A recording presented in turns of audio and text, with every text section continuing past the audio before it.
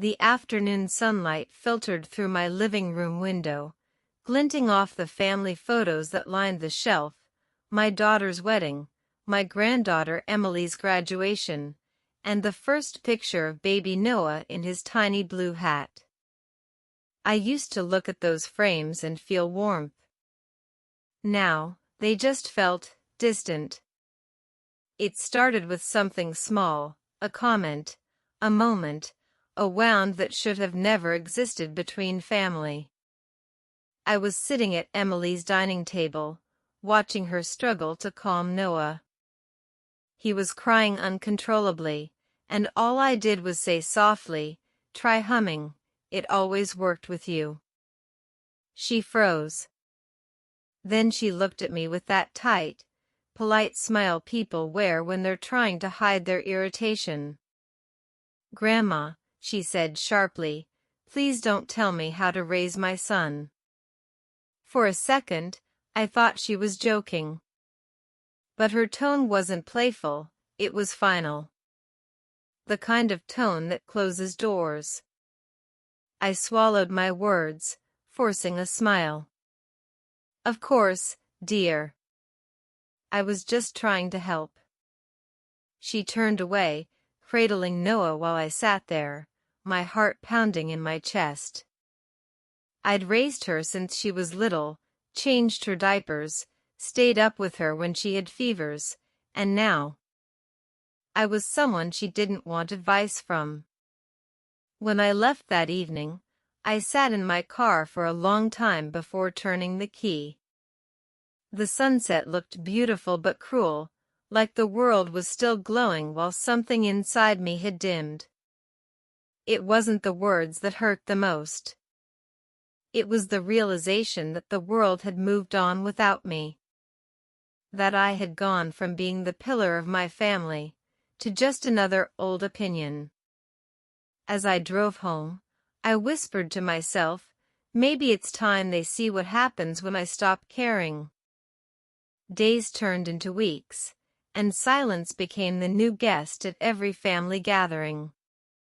Emily stopped calling as often.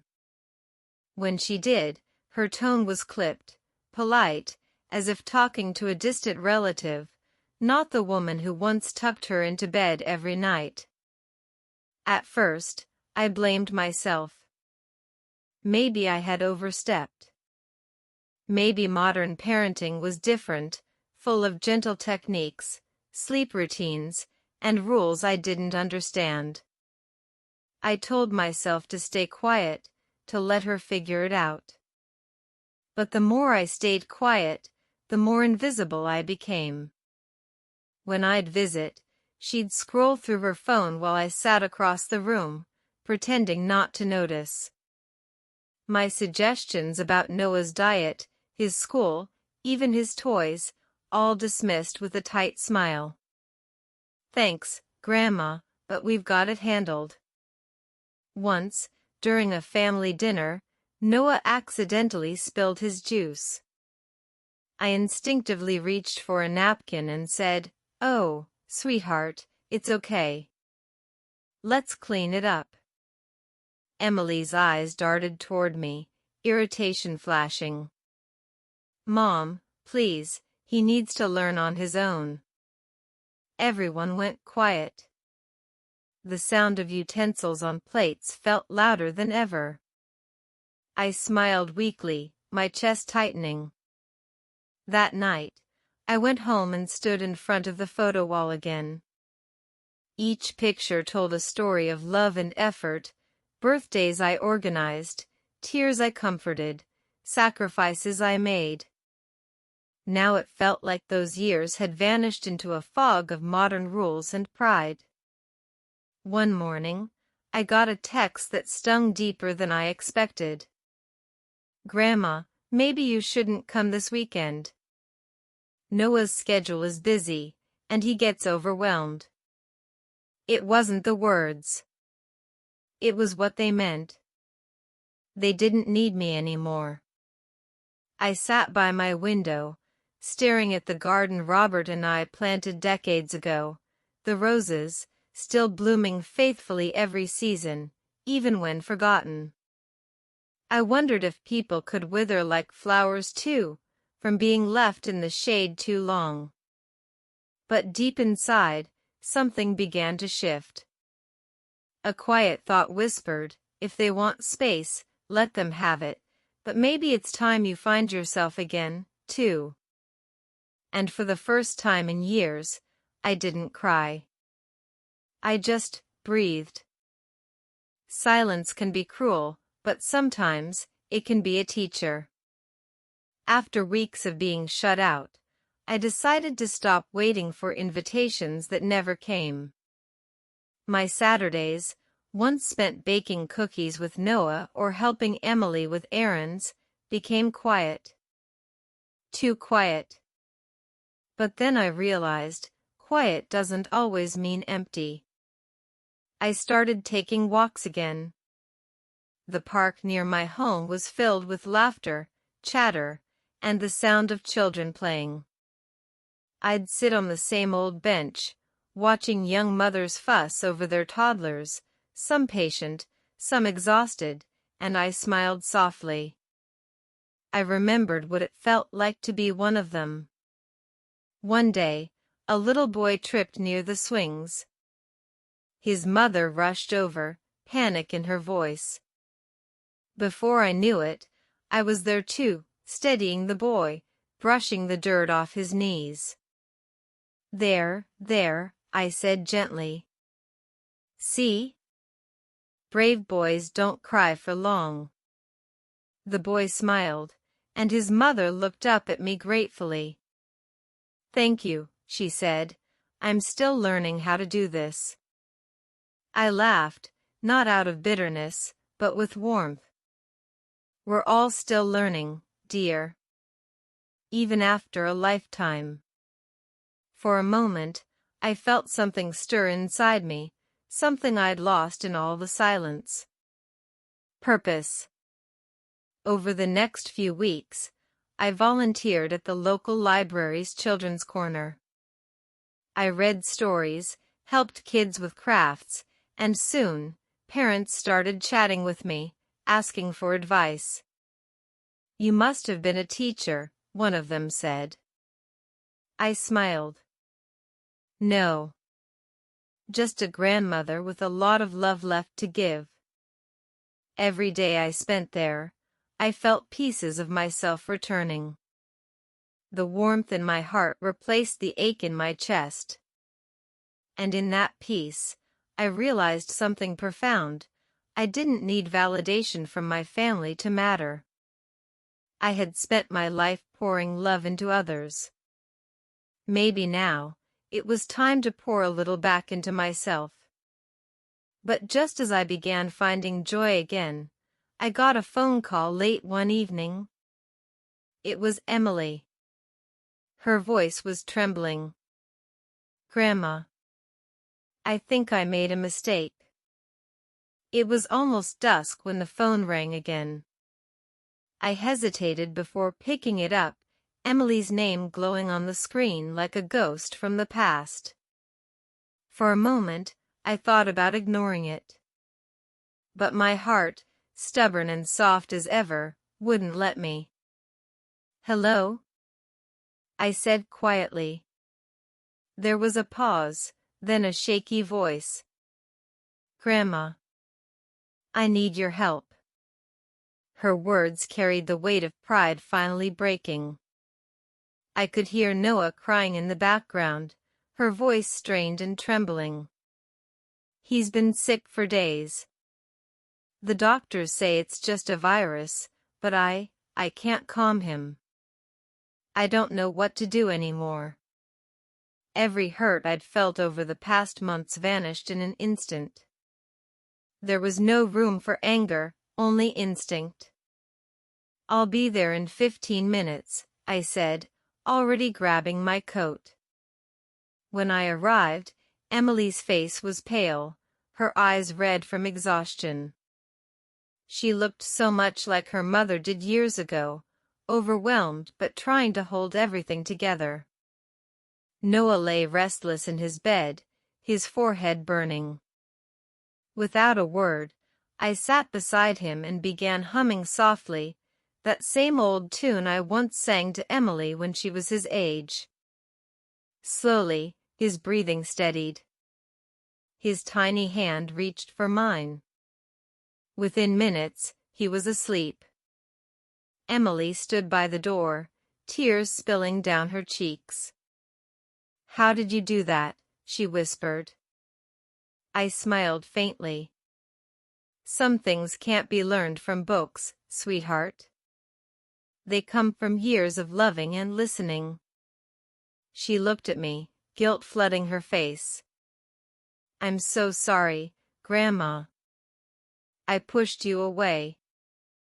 I thought I knew everything." I reached out and brushed a strand of hair from her face. Every mother thinks she knows until life reminds her. No one raises a child alone.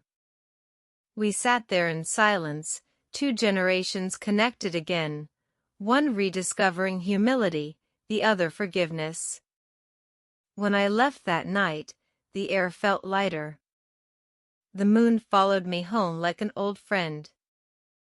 I didn't need her apology to heal, but hearing it, it felt like the missing piece finally fell into place. Still, deep inside, I knew this wasn't the end. Life had one more lesson waiting, for both of us. A few weeks passed, and Emily began visiting more often.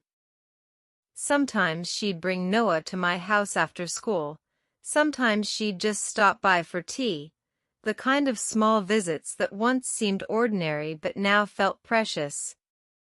I could tell she was still processing everything. There were moments when guilt flickered across her face, like shadows passing through sunlight. But I didn't want apologies anymore. I just wanted connection. One afternoon, we sat on the porch while Noah played with a toy truck near the garden. The air smelled of jasmine, and the sun dipped softly over the horizon. "Grandma," Emily began, stirring her tea nervously, "I used to think your advice was old-fashioned. I thought times had changed. But now I realize, the world changes, not love." Her words caught me off guard. I smiled gently. "Darling, every generation thinks they've discovered something new. But the heart doesn't evolve as fast as the world does." She looked down, her voice trembling. "You were right about so many things. About patience, about kindness, about how a child needs more listening than talking. I thought I knew better. I didn't." I reached for her hand, squeezing it softly. "You needed to find your own way. That's what motherhood is, stumbling until your heart learns to walk again." Tears filled her eyes. "I just wish I hadn't hurt you in the process." I smiled faintly, glancing at Noah chasing a butterfly. "You didn't hurt me, Emily. You taught me something too." She looked confused. "What do you mean?" I sighed, my heart swelling with emotion. "You taught me that sometimes love means stepping back, not because we don't care, but because we trust they'll find their way home." For a long while, neither of us spoke. The garden hummed with the sound of life, bees, laughter, wind, and the quiet rhythm of forgiveness. As she hugged me goodbye that evening, I realized something beautiful. The bond between generations isn't made of agreement or obedience. It's made of endurance, understanding, and time. And that night, as I watched them drive away, I whispered softly, "Maybe silence was never a punishment. Maybe it was the lesson we both needed." A few months later, everything had changed, not in some dramatic way, but in the quiet, healing rhythm that only time can bring.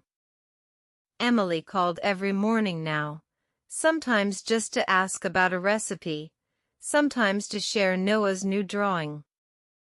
Every time my phone rang with her name on it, my heart softened a little more. One Saturday, they came over for dinner. The house smelled of roasted chicken, herbs, and the faint sweetness of apple pie cooling on the counter. Noah ran to me the moment he walked in. "Grandma, Mommy said I can sleep here tonight." I laughed, scooping him up in my arms. "Then I guess I'd better make extra pancakes in the morning." Emily stood in the doorway, watching us with misty eyes. There was gratitude there, not the kind you say out loud, but the kind that lingers quietly in the heart.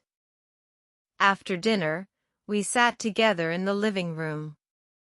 Emily turned to me and said, "Grandma, you know, I used to think being strong meant doing everything alone. But watching you, how calm, how patient you are, I realize real strength comes from love that doesn't demand control."